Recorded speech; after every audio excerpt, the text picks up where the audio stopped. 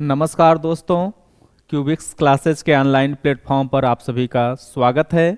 मैं संजय यादव आप सभी के सामने। मैं इसके पहले जो वीडियो लाया था संधि पार्ट 1 का T20 सीरीज था, और आज जो है संधि का पार्ट 2 T20 सीरीज है, जो कि एग्जाम की दृष्टि से बहुत ही महत्वपूर्ण है ये। और आपका जो है समय न लेते हुए हम वीडियो को स्टार्ट करते हैं। आप क्यूबिक्स क्लासेस को सब्सक्राइब करिए दोस्तों, लाइक करिए और स्टार्ट करते हैं आज का वीडियो। दोस्तों आज का जो होता है T20 सीरीज का जो पहला क्वेश्चन है वह है लघुर्मी।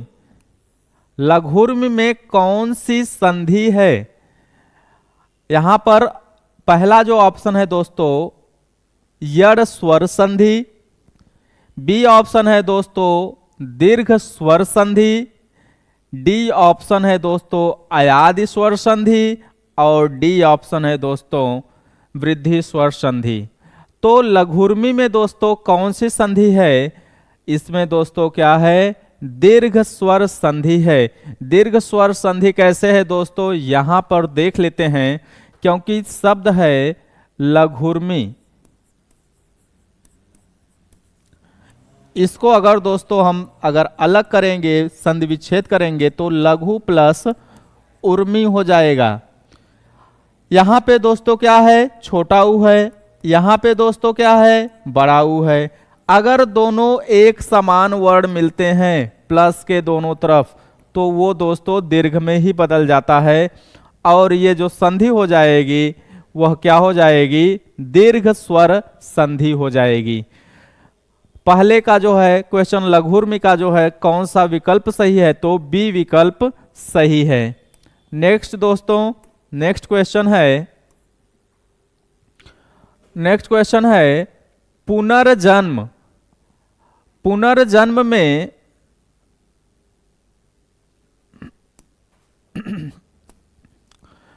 पुनर्जन्म शब्द का सही संधि विच्छेद है। पुनर्जन्म का सही संधि विच्छेद है दोस्तों, यहां पर ऑप्शन ए है पुन प्लस जन्म, बी ऑप्शन है दोस्तों पुनः प्लस आजन्म, सी ऑप्शन है दोस्तों पुनः प्लस जन्म और डी ऑप्शन है दोस्तों पूरन प्लस जन्म। तो यहां पर दोस्तों कौन सा ऑप्शन सही होगा? ऑप्शन सी करेक्ट होगा, सही होगा। कैसे होगा दोस्तों? पुनः प्लस जन्म, पुनः प्लस जन्म। अगर विसर्ग के बाद जो आता है दोस्तों, तो विसर्ग किस में बदल जाता है? र में बदल जाता है, और शब्द क्या बन जाता है दोस्तों? पुनर्जन्म बन जाता है। क्या बन जाता है दोस्तों? पुनर्जन्म बन जाता है। तो यहां पर पुनर्जन्म का सही संधि विच्छेद है दोस्तों, सी ऑप्शन करेक्ट है, पुनः प्लस जन्म। नेक्स्ट क्वेश्चन की तरफ आगे बढ़ते हैं दोस्तों। नेक्स्ट क्वेश्चन क्या होता है? नेक्स्ट क्वेश्चन है इत्यादि। शब्द क्या है दोस्तों? इत्यादि है। में कौन सी संधि है? इत्यादि में कौन सी संधि है? ए ऑप्शन है गुण संधि, बी ऑप्शन है यड़ संधि, सी ऑप्शन है दीर्घ संधि और डी ऑप्शन है वृद्धि संधि। तो दोस्तों इत्यादि में जो संधि है वह है यड़ संधि। B option correct. क्यों करेक्ट है दोस्तों, इसको भी हम यहां पे देख लेते हैं। शब्द है इत्यादि। इत्यादि जो होता है इति प्लस आदि शब्द से बना है। इति प्लस आदि शब्द से बना है। अगर ई के बाद अगर असमान स्वर आता है तो ई य में बदल जाता है, लेकिन मात्रा जो पीछे होती है आ की लगेगी और शब्द बनेगा या बन जाएगा, और इस तरह जो शब्द बन जाता है इत्यादि बन जाता है। तो यड़ संधि का जो नियम है दोस्तों, ई के बाद अगर असमान स्वर आए तो य में, उ के बाद असमान स्वर आए तो व में, और री के बाद असमान स्वर आए तो र में बदल जाता है। तो यहां पर ऑप्शन बी करेक्ट है दोस्तों। नेक्स्ट क्वेश्चन की तरफ आगे बढ़ते हैं। नेक्स्ट क्वेश्चन है दोस्तों मनोरथ। मनोरथ का संधि विच्छेद होगा। ए ऑप्शन है मनो प्लस रथ, बी ऑप्शन है मन प्लस ओरथ, सी ऑप्शन है मनः प्लस रथ और डी ऑप्शन है मन प्लस रथ। तो मनोरथ का जो सही संधि विच्छेद होगा दोस्तों सी ऑप्शन करेक्ट होगा। सी ऑप्शन करेक्ट होगा दोस्तों। कैसे? यहां पर है दोस्तों मनः प्लस रथ। यहां पर दोस्तों विसर्ग से पहले अ हो और विसर्ग के बाद अगर तीसरा चौथा आता है या फिर जो होता है यर लव होता है तो विसर्ग किस में बदलता है या कोई स्वर आता है तो विसर्ग ओ में बदल जाता है दोस्तों। तो यहां पर हो जाएगा मनोरथ हो जाएगा। और संधि कौन सी होगी मनोरथ में दोस्तों? विसर्ग संधि होगी। विसर्ग संधि होगी। तो साथ ही साथ दोस्तों यह भी देखते चलेंगे एक क्वेश्चन में और भी क्या क्वेश्चन बन जाएंगे कि जैसे मनोरथ में कौन सी संधि है तो विसर्ग संधि होगी। तो यहां पर मनोरथ का जो सही ऑप्शन होगा दोस्तों वह सी होगा, मनः प्लस रथ। नेक्स्ट क्वेश्चन की तरफ आगे बढ़ते हैं दोस्तों। नेक्स्ट क्वेश्चन है गौ चरती। यहां पे दोस्तों प्लस होना चाहिए था। गौ प्लस चरति का संधि है। गौ प्लस चरति का संधि है गौ चरति, ए ऑप्शन, गौ चरति बी ऑप्शन, सी ऑप्शन है गौ प्लस चरति और डी ऑप्शन है गो प्लस गोस्वरति। तो यहां पर ऑप्शन जो है दोस्तों बी सही है, गोचरति होगा। गौ प्लस चरति का कैसे होगा दोस्तों हम यहां पर देख लेते हैं। गौ प्लस चरति। तो दोस्तों हम जानते हैं कि विसर्ग के बाद अगर च आए चाहे छ आए और चाहे स आए तो विसर्ग किस में बदल जाता है दोस्तों? आधे तालव्य स में बदल जाता है। तो यहां पर दोस्तों विसर्ग के बाद क्या आ रहा है? च आ रहा है। तो विसर्ग किस में बदलेगा दोस्तों? वह स में बदल जाएगा और शब्द बन जाएगा गौश्चरति। तो बी ऑप्शन जो होता है दोस्तों सही है। नेक्स्ट क्वेश्चन की तरफ आगे बढ़ते हैं। नेक्स्ट क्वेश्चन है दोस्तों क्वेश्चन नंबर 6। क्वेश्चन नंबर 6 है दोस्तों दिग्भ्रम का दिग्भ्रम उदाहरण है। दिग्भ्रम उदाहरण है तो किसका उदाहरण है? ए ऑप्शन है दोस्तों यड़ स्वर संधि का, बी ऑप्शन है दोस्तों व्यंजन संधि का, सी ऑप्शन है दोस्तों अयादि संधि स्वर संधि का, डी ऑप्शन है दोस्तों विसर्ग संधि का। तो यहां पर दिग्भ्रम में कौन सा जो है किसका उदाहरण है? तो यहां पर दोस्तों बी ऑप्शन करेक्ट है। इसमें जो है व्यंजन संधि का उदाहरण है दिग्भ्रम। इसको देख लेते हैं दोस्तों कैसे है दिग्भ्रम जो है व्यंजन संधि का। यहां पर शब्द है दिग्भ्रम। ये दोस्तों बना किससे है? दिक प्लस भ्रम। अगर प्रथम वर्ण के बाद यानी क च ट त प के बाद अगर तीसरा चौथा वर्ण आ जाता है या कोई स्वर आता है यर लव आते हैं तो ये क होता है जो वह तीसरे में बदल जाता है। यानी किस में बदलेगा? आधे ग में बदल जाएगा क्योंकि यहाँ पे व्यंजन है दोस्तों और ये शब्द क्या बन जाता है? दिग्भ्रम बन जाता है। यानी यहाँ पर पहले वर्ण का तीसरे वर्ण में परिवर्तन व्यंजन संधि का पहला वहां पे नियम है। तो दिग्भ्रम में जो उदाहरण है दोस्तों बी ऑप्शन सही है व्यंजन संधि का। क्वेश्चन 7 की तरफ आगे बढ़ते हैं दोस्तों। क्वेश्चन नंबर 7 है निर्गुण का संधि विच्छेद होगा। निर्गुण का संधि विच्छेद क्या होगा दोस्तों? ए ऑप्शन है नी प्लस गुण, बी ऑप्शन है दोस्तों निह प्लस गुण, सी ऑप्शन है दोस्तों निर प्लस गुण और डी ऑप्शन है दोस्तों निर प्लस गुण। तो यहां पर जो सही ऑप्शन होगा दोस्तों निर्गुण का निह प्लस गुण होगा। निह प्लस गुण होगा दोस्तों। कैसे होगा यहां पर निर्गुण का जो सही ऑप्शन निह प्लस गुण? क्योंकि ये भी विसर्ग संधि का ही नियम है। निह प्लस गुड़, अगर विसर्ग के पहले ई ऊ का स्वर हो और विसर्ग के बाद जो होता है तीसरा और चौथा वर्ण आ जाए दोस्तों, तो विसर्ग जो होता है वह रेफ वाले र में बदल जाता है। तो यहां पर शब्द क्या बन जाएगा दोस्तों? निर्गुण बन जाएगा। और संधि क्या हो जाएगी दोस्तों? विसर्ग संधि हो जाएगी। अगर संधि भी पूछा कि निर्गुण में कौन सी संधि है दोस्तों, तो निर्गुण में क्या हो जाएगा? विसर्ग संधि है। तो निर्गुण का जो सही संधि विच्छेद होगा दोस्तों, निह प्लस गुण होगा। नेक्स्ट क्वेश्चन की तरफ आगे बढ़ते हैं दोस्तों। नेक्स्ट क्वेश्चन है, निम्नलिखित शब्द का संधि विच्छेद क्या होगा?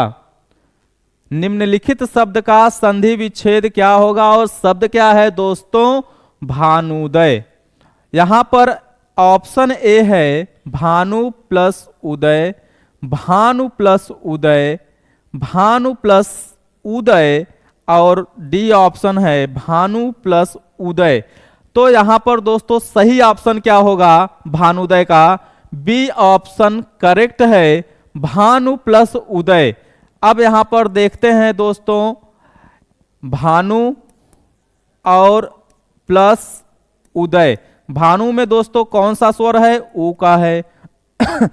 नेक्स्ट में क्या है दोस्तों? मूल रूप से ऊ है। अगर ऊ के बाद ऊ आता है दोस्तों तो किस में बदल जाता है? बड़ा ऊ में बदल जाता है। और शब्द क्या बन जाएगा दोस्तों? भानुदय बन जाएगा। अगर संधि पूछेगा दोस्तों इसमें कौन सी संधि है, अकह सवर्णे दीर्घ अगर दोनों तरफ एक समान आ जाते हैं दोस्तों तो वह दीर्घ संधि कहलाती है। तो इसमें कौन सी संधि हो जाएगी दोस्तों? दीर्घ संधि भी हो जाएगी, दीर्घ संधि। तो भानुदय का जो है दोस्तों बी ऑप्शन करेक्ट है। नेक्स्ट क्वेश्चन है दोस्तों क्वेश्चन नंबर 9। क्वेश्चन नंबर 9 है दोस्तों कि जगन्नाथ किस संधि का उदाहरण है? जगन्नाथ किस संधि का उदाहरण है? ऑप्शन ए जो है वह है विसर्ग संधि का, ऑप्शन बी है यड़ स्वर संधि का, ऑप्शन सी है दीर्घ स्वर संधि का, ऑप्शन डी है व्यंजन संधि का। तो दोस्तों जगन्नाथ जो होता है वह किस संधि का उदाहरण है? ऑप्शन डी सही है, व्यंजन संधि का उदाहरण है। कैसे है दोस्तों? इसको भी हम यहां पे देख लेते हैं। शब्द है जगन्नाथ। दोस्तों अगर हम इसका संधि विच्छेद करेंगे तो क्या शब्द निकल कर आएगा? जगत प्लस नाथ। अगर क च ट त प के बाद अगर पांचवा वर्ण आता है, म या न आते हैं दोस्तों, तो त भी जो होता है पंचवें में बदल जाता है। तो यहां पे त का पांचवा क्या होता है दोस्तों? त थ द ध न ही होता है। त आधा है तो न भी आधा हो जाएगा। और शब्द क्या बन जाएगा दोस्तों? जगन्नाथ बन जाएगा। तो जगन्नाथ में किस संधि का उदाहरण है? तो व्यंजन संधि का उदाहरण है। और इसका जो संधि विच्छेद होगा दोस्तों जगत प्लस नाथ होगा। नेक्स्ट क्वेश्चन की तरफ आगे बढ़ते हैं दोस्तों। नेक्स्ट क्वेश्चन होता है घृणास्पद, घृणास्पद संधि विच्छेद, घृणास्पद स्पद का संधि विच्छेद होगा। ए ऑप्शन है दोस्तों घृणा प्लस पद, बी ऑप्शन है दोस्तों घृणा प्लस आस्पद, सी ऑप्शन है दोस्तों घृणा प्लस पद, और डी ऑप्शन है दोस्तों घृणा प्लस स्पद। तो यहां पर दोस्तों घृणास्पद का जो सही संधि विच्छेद होगा वह होगा घृणा प्लस आस्पद। क्यों होगा दोस्तों? देख लेते हैं। यहां पे शब्द है यहां पे घृणा प्लस आस्पद। दोस्तों यहां पर घृणा में कौन सा स्वर है? आ है। आस्पद में दोस्तों क्या है? आ है। अगर एक समान वर्ड मिलते हैं दोस्तों, अ या आ के बाद आ मिलता है या अ के बाद अ ही मिलता है, तो दोस्तों किस में बदल जाते हैं? दोस्तों वह आ में ही बदल जाते हैं और आ ही बन जाते हैं। और शब्द क्या बन जाएगा दोस्तों? घृणास्पद बन जाएगा। बी ऑप्शन जो है दोस्तों सही है घृणास्पद का। नेक्स्ट क्वेश्चन की तरफ आगे बढ़ते हैं। नेक्स्ट क्वेश्चन है दोस्तों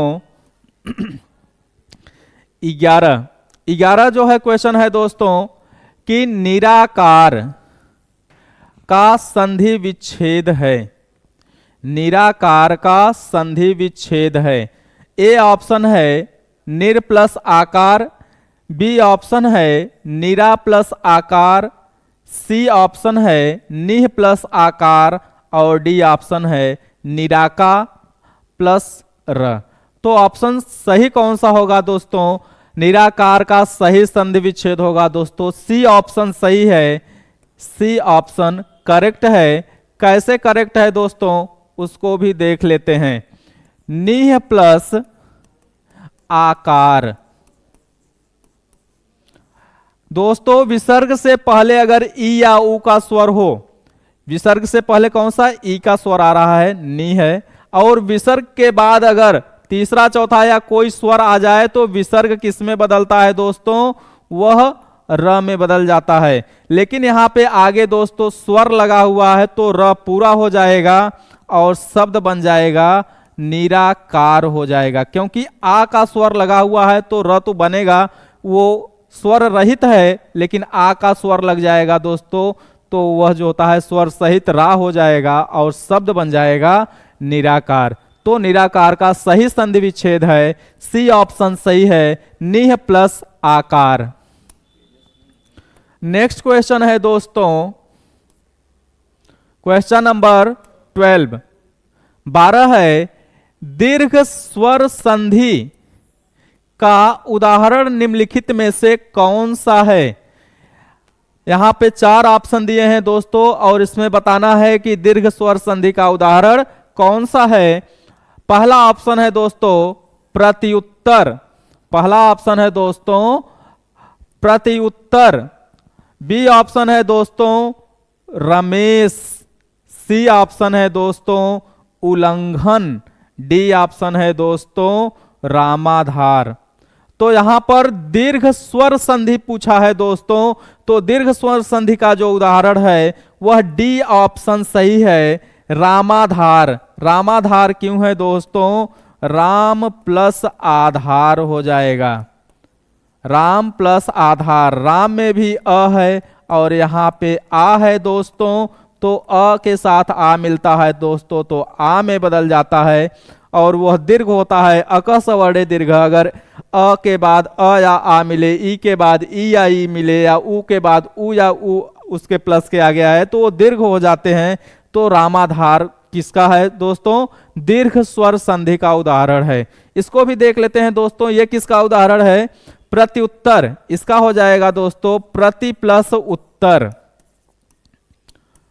ई के बाद ऊ आ रहा है दोस्तों, ई के बाद असमान स्वर आता है तो य में, लेकिन मात्रा किसकी लगेगी दोस्तों? छोटे ऊ की लगेगी और ये शब्द बन जाएगा प्रत्युत्तर। और संधि इसमें कौन सी, यानी ये किस संधि का उदाहरण है दोस्तों? तो यह यड़ संधि का उदाहरण है। रमेश दोस्तों देख लेते हैं, रमेश बना है रमा प्लस ईस। रमा प्लस इस आ के बाद दोस्तों अगर ई आता है, चाहे छोटी बड़ी, ए में बदल जाता है तो शब्द बनता है रमेश। और ये कौन सी संधि हो जाएगी दोस्तों? गुण संधि हो जाएगी। कौन सी हो जाएगी दोस्तों? गुण संधि हो जाएगी।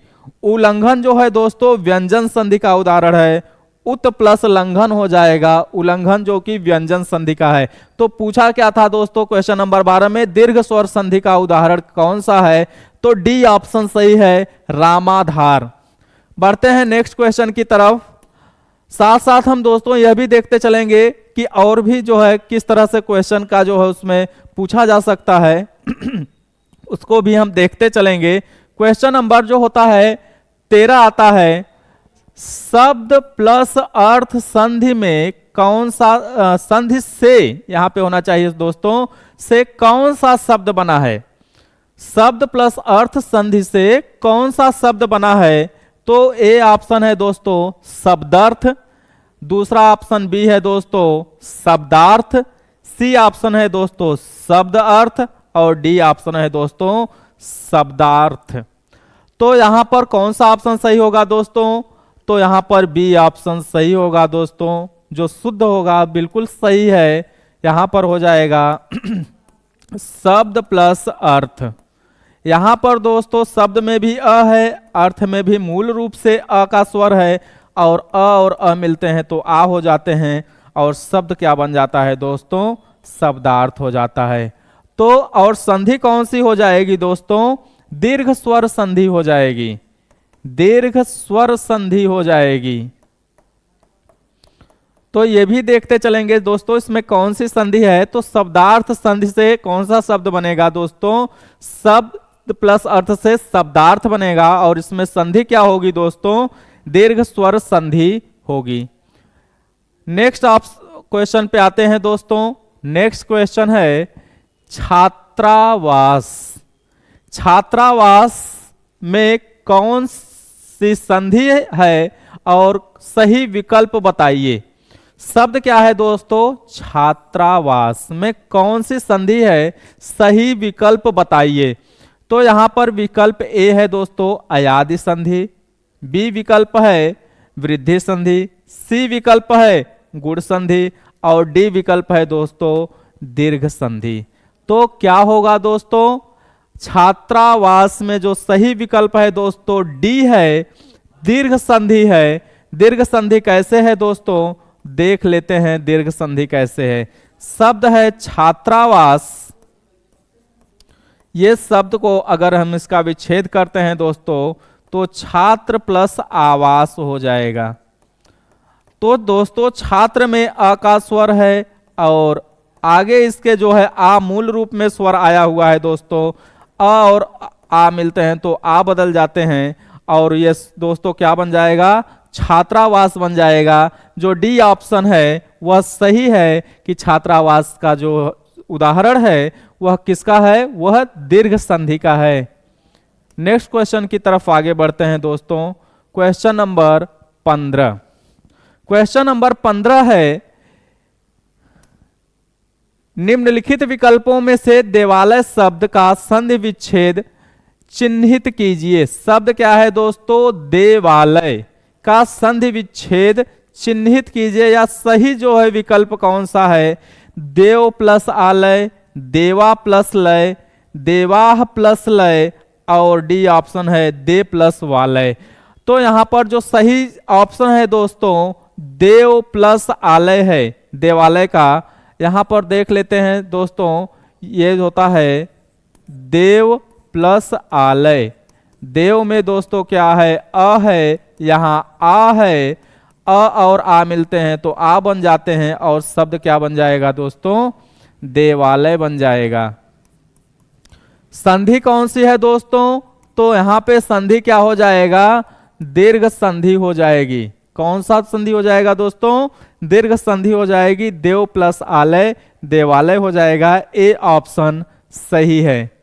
नेक्स्ट क्वेश्चन की तरफ आगे बढ़ते हैं दोस्तों। नेक्स्ट क्वेश्चन है प्रति प्लस एक संधि से कौन सा शब्द बना है। शब्द यहां पे बनना है प्रति प्लस एक संधि से कौन सा शब्द बना है। ए ऑप्शन है दोस्तों प्रत्येक, बी ऑप्शन है दोस्तों प्रतीक, सी ऑप्शन है दोस्तों प्रति एक, और डी ऑप्शन है दोस्तों प्रातीक। तो प्रति प्लस एक शब्द से जो है संधि से जो है दोस्तों शब्द बना है प्रत्येक। ए ऑप्शन सही है। क्यों सही है दोस्तों? क्योंकि ये यड़ संधि का है दोस्तों। प्रति प्लस एक, प्रति के में क्या है दोस्तों? ई का स्वर है, इसके बाद ए आया है। ई के बाद अगर असमान स्वर आते हैं तो दोस्तों ई तो य में बदल जाता है, लेकिन सामने वाली मात्रा लग जाती है, और ये शब्द क्या बन जाएगा दोस्तों? प्रत्येक बनेगा। और इसमें संधि कौन सी है दोस्तों? यड़ संधि है। कौन सी संधि है दोस्तों? यड़ संधि है। यह भी पूछ लिया जाता है प्रत्येक में कौन सी संधि है दोस्तों? तो प्रत्येक में यड़ संधि है। प्रतीक दोस्तों प्रतीक में तो दीर्घ संधि है। प्रति प्लस एक हो जाएगा, और ये दोनों ऑप्शन बिल्कुल ही गलत है, इसमें कोई संधि नहीं है। नेक्स्ट क्वेश्चन की तरफ आगे बढ़ते हैं दोस्तों। नेक्स्ट क्वेश्चन है 17, किस संधि में स्वरों का परिवर्तन य, र, ल और व में होता है? तो ऐसा किस संधि में होता है दोस्तों? ऑप्शन यहां पे दिया है गुण संधि, बी ऑप्शन यड़ संधि, डी ऑप्शन वृद्धि संधि और डी ऑप्शन अयादि संधि। तो यहां पर जो दोस्तों होगा बी ऑप्शन करेक्ट होगा कि किस संधि में स्वरों का परिवर्तन य, व, र, ल में हो जाता है। य, र, ल, व में हो जाता है तो वह यड़ संधि में हो जाता है, क्योंकि इसका जो नियम है दोस्तों गुण संधि का कि अगर जो होता है अ या आ के बाद जो होता है, अगर ई आता है तो ए में बदल जाता है, उ आता है तो ओ में बदल जाता है और री आता है तो अर में बदल जाता है। यड़ संधि में क्या होता है कि ई के बाद या ई के बाद असमान स्वर आता है तो य में बदल जाता है, उ के बाद असमान स्वर आता है तो व में बदल जाता है, री के बाद अगर असमान स्वर आता है तो ल में बदल जाता है। तो ऑप्शन जो होता है दोस्तों इसका सही होगा बी ऑप्शन। नेक्स्ट क्वेश्चन की तरफ आगे बढ़ते हैं दोस्तों। नेक्स्ट क्वेश्चन है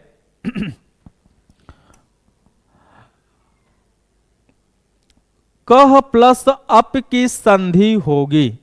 कह प्लस अप की संधि होगी। यहां पर दोस्तों कह प्लस अपि, यहां पर ए ऑप्शन है कपि, दूसरा ऑप्शन है कोअपि, सी ऑप्शन है कपि और डी ऑप्शन है कर्सी। तो यहां पर जो संधि होगा दोस्तों वह बी ऑप्शन सही होगा कि कह प्लस अपि बराबर कोअपि होगा। किस तरह होगा दोस्तों हम देख लेते हैं।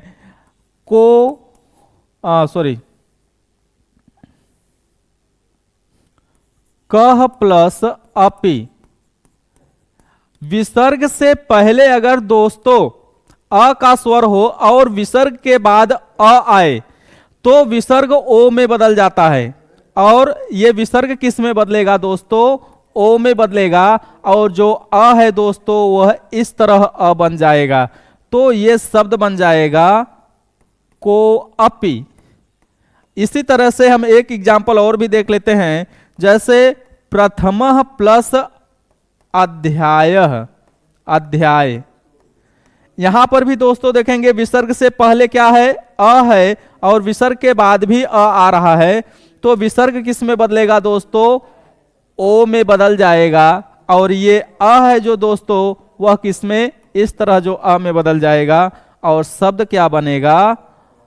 प्रथमोध्याय। क्या बनेगा दोस्तों? प्रथमोध्याय।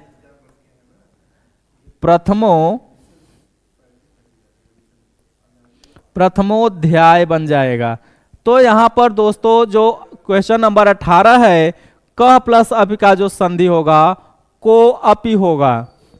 नेक्स्ट क्वेश्चन की तरफ आगे बढ़ते हैं दोस्तों। नेक्स्ट क्वेश्चन है दुर्जन शब्द का संधि विच्छेद है। दुर्जन शब्द का संधि विच्छेद है। ए ऑप्शन है दुह प्लस जन, बी ऑप्शन है दुर प्लस जन, सी ऑप्शन है दुर प्लस जन और डी ऑप्शन है दोस्तों दु प्लस अर्जन। तो यहां पर दोस्तों सही विकल्प क्या है? सही विकल्प होगा दुह प्लस जन होगा। दुह प्लस जन कैसे होगा दोस्तों? यहां पर देख लेते हैं। विसर्ग के पहले अगर ई उ का स्वर हो और विसर्ग के बाद तीसरा या चौथा आता है दोस्तों, तो विसर्ग से पहले दोस्तों क्या है? उ का स्वर है। किसका स्वर है दोस्तों? उ का स्वर है। और विसर्ग के बाद क्या आ रहा है दोस्तों? तीसरा चौथा वर्ण आ रहा है, तो विसर्ग किस में परिवर्तित होगा दोस्तों? रेफ वाले र में परिवर्तित होगा, और शब्द क्या बन जाएगा दोस्तों? दुर्जन बन जाएगा। तो ए ऑप्शन सही होगा, दुर्जन का संधि विच्छेद दुह प्लस जन होगा। नेक्स्ट क्वेश्चन की तरफ आगे बढ़ते हैं दोस्तों। नेक्स्ट क्वेश्चन होता है दुष्प्रकृति शब्द का संधि विच्छेद है। शब्द क्या है दोस्तों? दुष्प्रकृत। दुष्प्रकृति का संधि विच्छेद क्या है? ए ऑप्शन है दुह प्लस प्रकृत, बी ऑप्शन है दुष् प्लस प्रकृत, सी ऑप्शन है दुसत्र प्लस कृति, और डी ऑप्शन है दृश्य प्रकृति। तो ऑप्शन क्या सही होगा दोस्तों? दुष्प्रकृति में ऑप्शन ए सही है। क्यों सही है दोस्तों? क्योंकि हम यहां पे इसको देख लेते हैं। दुष्प्रकृति में दूह प्लस प्रकृति, क्या है दोस्तों? दूह प्लस प्रकृति। हम जानते हैं दोस्तों, यहां नियम में पढ़ चुके हैं कि विसर्ग के बाद अगर क आ जाए, ट आ जाए, प आ जाए या फ आ जाए तो विसर्ग दोस्तों किस में बदल जाता है? आधे मूर्धन्य स में बदल जाता है। तो यहां पर देखते हैं विसर्ग के बाद दोस्तों क्या आ रहा है? प आ रहा है। तो विसर्ग किस में बदलेगा? आधे मूर्धन्य में बदलेगा और शब्द बन जाएगा दुष्प्रकृति। तो दोस्तों ये जो है विसर्ग संधि भी है, दुष्प्रकृति में विसर्ग संधि है, और दुष्प्रकृति का जो है संधि विच्छेद का सही संधि विच्छेद है दोस्तों, ए ऑप्शन सही है। आज का T20 सीरीज दोस्तों समाप्त होता है। क्यूबिक्स क्लासेस के ऑनलाइन प्लेटफॉर्म पर जो है आप सबका स्वागत है, और इसको लाइक और सब्सक्राइब करिए दोस्तों। जय हिंद।